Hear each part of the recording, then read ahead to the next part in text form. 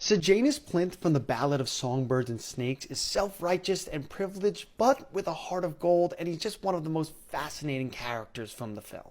Plinth was actually born in District 2, and his father, a weapons manufacturer, provided much of the weaponry to the capital to stop and destroy District 13 during the rebellion. This newfound wealth, plus siding with the capital, allowed Plinth and his family capital citizenship. Now, none of this is Sejanus' fault. However, whether he likes it or not, his family and he benefited from the war. The reason he even has the space and platform to speak out on the barbaric nature of the Hunger Games is because his family benefited off of others' suffering. His father then donated big sums of money to the capital to help reconstruct it after the rebellion, which then got Sejanus into the academy. Another sign of his privilege that, again, isn't his fault, but still affects his worldview.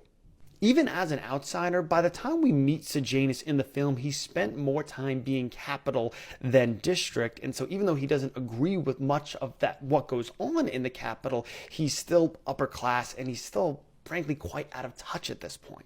This is one of the reasons why he can't really reconnect with his old friend from District 2, Marcus. And the act of volunteering to become a peacekeeper is noble, but still full of naivete.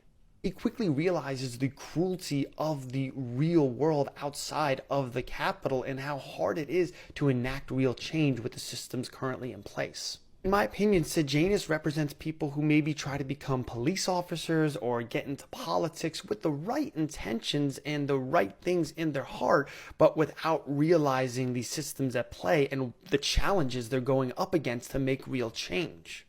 This, of course, forces him to make some very rash decisions with some people in 12, and again, not understanding the dynamics at play, so things go horribly wrong.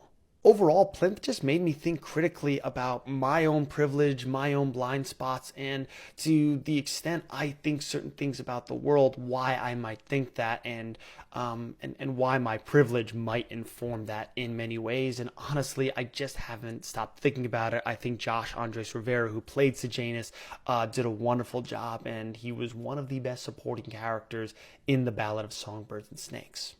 I talked about Plinth and a whole lot more on the latest episode of my podcast. That movie is ours now with Dan from Real Takes. Excited for you guys to hear that. The full episode is dropping on Friday, and I'll be releasing some clips from our conversations throughout the week. You can find that on Apple Podcasts, Spotify, and YouTube. Again, it's That Movie Is Ours Now.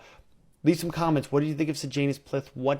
What did he make you think about or feel? How did you feel about the character, the performance? And let's just talk about it. Follow and like if you like what you heard today, and I'll see you around.